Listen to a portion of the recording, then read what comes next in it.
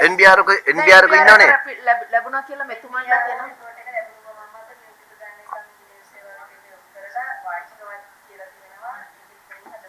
දැන් වාචික ඔබතුමී කාට කිව්වේ? NBR report එක ගැන මෙතන මේ district සම්බන්ධීකරණ කමිටු දෙකකට කතා කරා. නෑ NBR report එක දැන් නැවතිලා තියෙන්නේ කොතනද? දැන් NBR report එක තියෙන්නේ කොතනද? ඉංජිනේරු සේවාවයකට යවලා තියෙන්නේ. දැන් ඉංජිනේරු සේවාවකින් මෙතන ඉන්නවද? ඉංජිනේරු සේවාවකේ අදාළ නිලධාරීතුමියක් ඔබතුමියට ලැබිලා නැද්ද එතකොට? එකම ආයතනය නේද ඒක ඉතින්? මම ඒක කතා කරලා ලබාගෙන.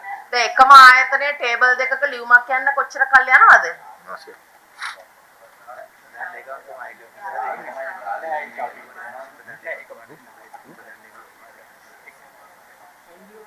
දැන් NBR report එක ලැබිලා තියෙනවා.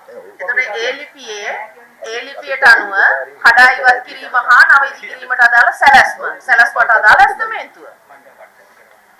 ඔය කාරණාව නොගිහින් ඔතනින් එහාට ඉස්සරහට අඩියක්වත් අපිට යන්න බෑනේ. ඇහෙන්නේ NBR එකේ ඩිසයින් එකකුත් දීලා තියෙනවා. ඒතර එස්ටිමේට් එක විතරයි අවශ්‍ය වෙන්නේ. නෑ අකාර්යක්ෂමතාව අපි පිළිගන්න වෙනවා නේද? මෙතන මේ අපි සියලු දෙනා ඉදිරියේ සියලු නිලධාරීන් ඉදිරියේ අපි මේ වෙලා තියෙන අකාර්යක්ෂමතාව පිළිගන්න සිද්ධ වෙනවා. ඒ අකාර්යක්ෂමතාව මේ අස්පනා අපිට පේන්න තියෙන එකක් නේ.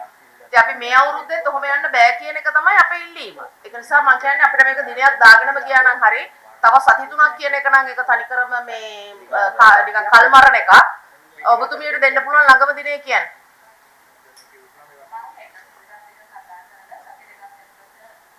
දැන් කියන ඩිසයින් එක තියෙනවා ප්‍රධාන ලේකම්තුමා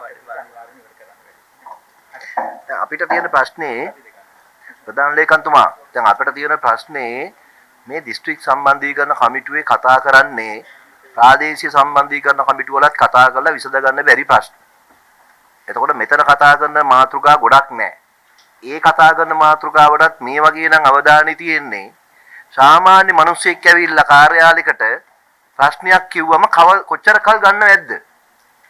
දැන් මේ අපි දිස්ත්‍රික් සම්බන්ධීකරණ කමිටුවට ප්‍රශ්නයක් ගෙනල්ලා පොදු ප්‍රශ්නයක් හැටියට ඒක නිලධාරීන්ගේ අවධානයට යොමු කරාන් පස්සේ ඒ ගැන සම්බන්ධීකරණ කමිටුවට එනකොටත් හරියට අධ්‍යයනය කරලා න්‍යාය පත්‍රය බලලා කලින් කමිටුවල ගත්ත තීරණ බලලා සූදානම් වෙලා නැතුව නම් එන්නේ.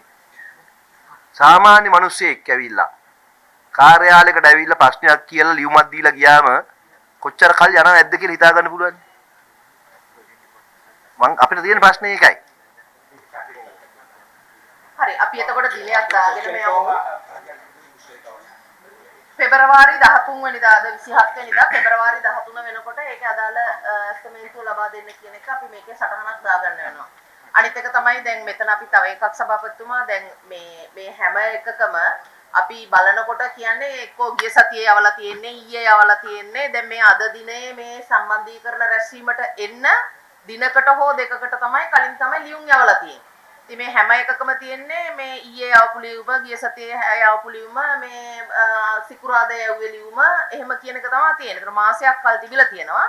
ඒ ඊළඟ මාසෙ වෙනකොත් ලියුම් යවලා තියෙන්නේ එක්කෝ ඊයේ හෝ පෙරේදා දවසේ ගිය සිකුරාදා කියන එක තමයි උත්තරය.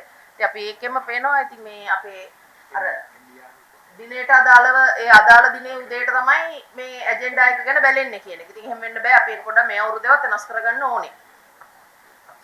පෙබරවාරි 13 වෙනකොට අපි ඇස්තමේන්තුව ලබා ගන්න කටයුතු කරමු. අනේ අපි අද විශේෂයෙන්ම මේ අපවත්මවනේ සමාජයට මම කාටද සම්බන්ධ කරගන්න ඕනේ නැත්නම් ආයෙත් ලබන සම්බන්ධීකරණෙත් මේක අපිට කතා කරන්න වෙනවා. පෙබරවාරි 13 මම කාට මොන ආයෙත් විදිහට කතා කරන්න ඕනේ කියලා අපි කතා කරනවා. පෙබරවාරි 13 ඇස්තමේන්තුව විතරයි ලබා දෙන්නේ. හරි.